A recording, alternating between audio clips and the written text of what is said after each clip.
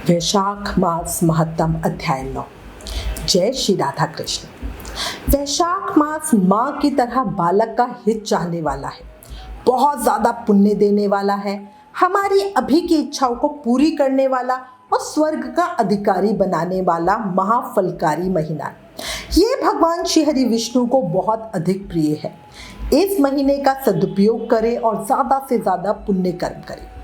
अब श्री गणेश जी महाराज और अपने गुरुदेव को याद करते हुए वैशाख मास महत्तम का अध्याय 9 सुनते हैं। 3 लोक 14 भुवन तेरी जय जयकार, हे गणपति गण देवता हर लो दुख अपार।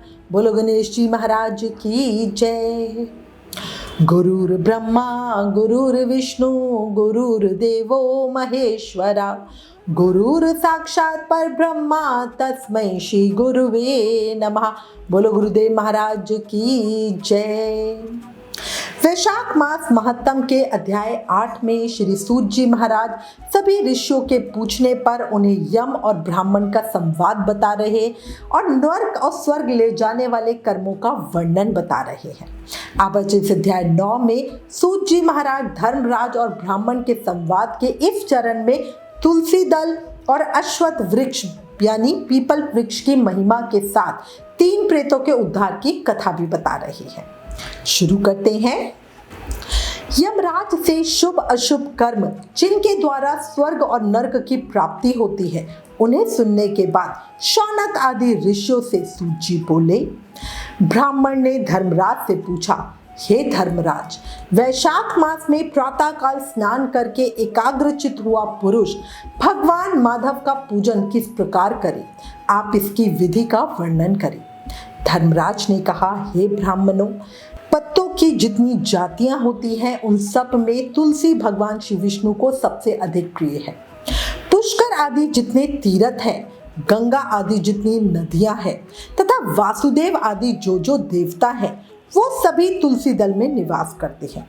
इसलिए तुलसी सर्वदा और सब समय भगवान श्री विष्णु को प्रिय है। कमल और मालती का फूल छोड़कर तुलसी का पत्ता ग्रहण करें और उसके द्वारा भक्ति पूर्वक श्री माधव की पूजा करें। उसके पुण्य फल का पूरा वर्णन करने में कोई भी सामर्थ्य नहीं है। जो बिना स्नान किए ही देव कार्य या पितृ कार्य के लिए तुलसी का पत्ता तोड़ते हैं, उनके सारे कर्म निष्फल हो जाते हैं तथा वो पंचगव्य पान करने से ही शुद्ध होते हैं। जैसे हरड़ बहुत सारे रोगों को तत्काल हर लेती है, उसी प्रकार तुलसी दरिद्रता और दुख भोग आदि से संबंध रखने वालों से अधिक पापों को भी शीघ्र ही दूर कर देती है। तुलसी काले रंग के पत्तों वाली हो या हरे रंग की, उसके द्वारा श्री मधुसूदन का पूजन करने से प्रत्येक मनुष्य विशेषतः भगवान का भक्त नर से नारायण हो जाता है। जो पूरे वैशाख मास में तीनों संध्याओं के समय तुलसी दल से मधुहंता श्री हरि का पूजन करता है, उसका पुनः इस संसार में जन्म नहीं होता। फूल और पत्तों के ना मिलने पर अन्न आदि के द्वारा, धान गेहूं चावल अथवा जौ के द्वारा भी सदा श्री हरि का पूजन करें। तत्पश्चात सर्वदेवमय भगवान विष्णु की प्रदक्षिणा करें। इसके बाद देवताओं, मनुष्यों, पितरों तथा चराचर जगत का तर्पण करना चाहिए। पीपल को जल देने से दरिद्रता, कालकर्णी एक प्रकार का रोग होता है, दुस्वप्न, गंदे सपने आना, दुश्चिंतिता तथा संपूर्ण दुख नष्ट हो जाते हैं। जो बुद्धिमान पीपल के पेड़ की पूजा करता है, उसने अपने पितरों को तृप्त कर दिया, भगवान विष्णु की आराधना कर ली तथा संपूर्ण ग्रहों का भी पूजन कर लिया। अष्टांग योग का साधन, स्नान करके पीपल के वृक्ष का सींचन तथा श्री गोविंद का पूजन करने से मनुष्य कभी दुर्गति को नहीं प्राप्त होता। जो सब कुछ करने में असमर्थ हो, वो स्त्री या पुरुष यदि पूर्वोक्त नियम से युक्त होकर वैशाख की त्रयोदशी, चतुर्दशी और पूर्णिमा अंतिम 3 दिन भक्ति से विधि पूर्वक प्रातः स्नान करें तो सब पातकों से मुक्त होकर अक्षय स्वर्ग का वासी बनते हैं। जो वैशाख मास में प्रसन्नता के साथ भक्ति पूर्वक ब्राह्मणों को भोजन कराते हैं तथा 3 रात तक प्रातःकाल एक बार भी स्नान करके संयम और शौच का पालन करते हुए श्वेत या काले तिलों को मधु में मिलाकर 12 ब्राह्मणों को दान देते हैं। उन्हीं के द्वारा स्वस्तिक वाचन करवाते हैं तथा मुझ पर धर्मराज प्रसन्न हो इस उद्देश्य से देवता और पितरों का तर्पण करते हैं। उनके जीवन भर के किए हुए पाप तत्काल नष्ट हो जाते हैं। जो वैशाख की पूर्णिमा को मणिक मतलब मटका, जल के घड़े, पकवान तथा स्वर्णमय दक्षिणा दान करते हैं उन्हें अश्वमेध यज्ञ का फल मिलता है। इतनी कथा कहकर सूत जी कुछ रुके, फिर पुनः बोले।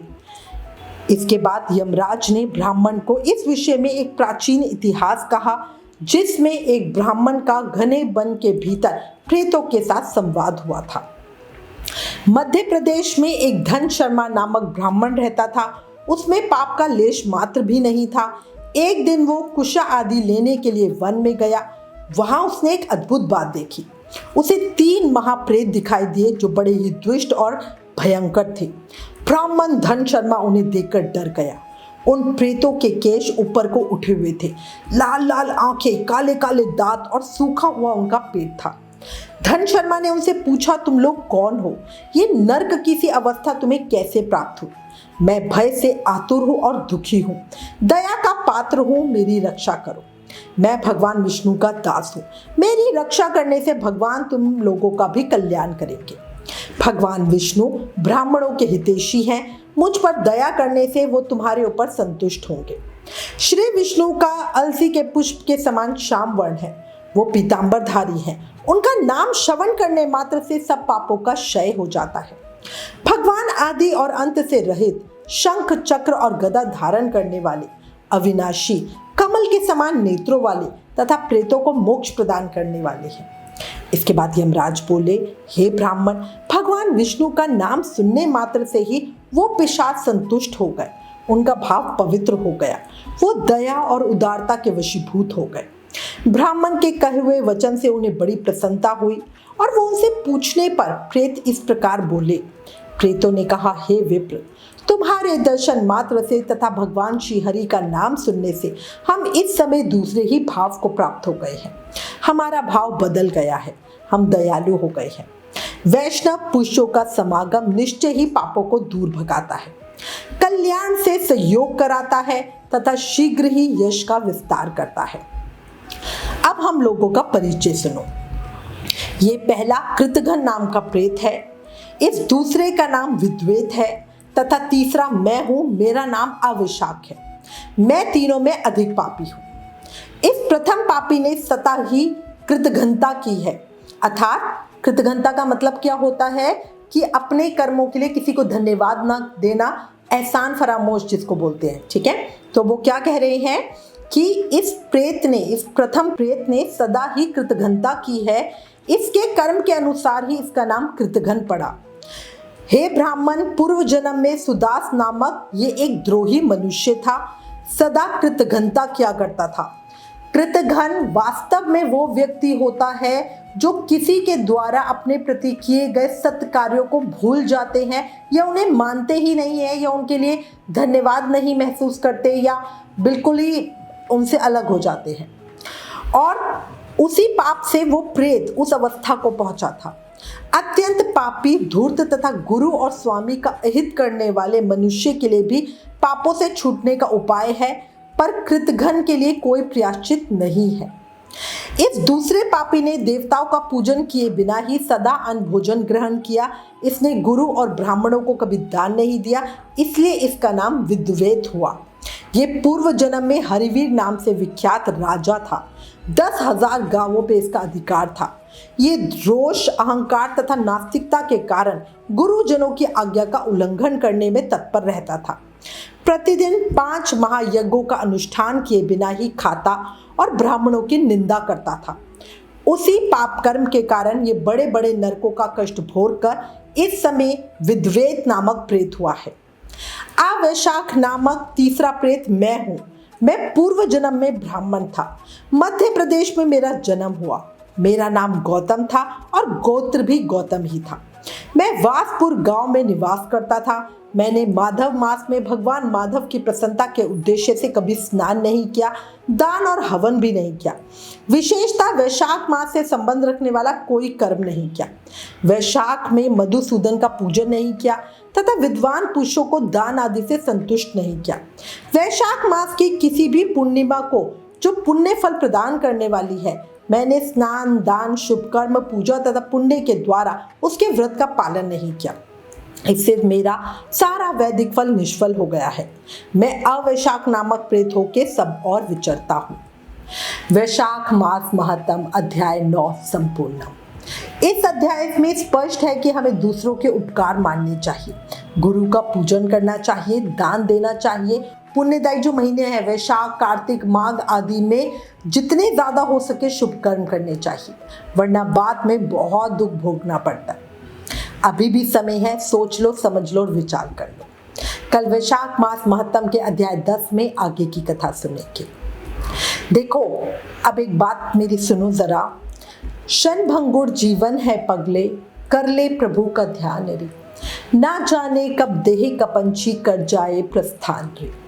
ये बात याद रखो, मन में बसा लो। जीवन का कोई भरोसा नहीं है, इसलिए अभी भी समय है। ज़्यादा से ज़्यादा नाम जाप करके जन्म मृत्यु के चक्र से मुक्ति पा सकते हो।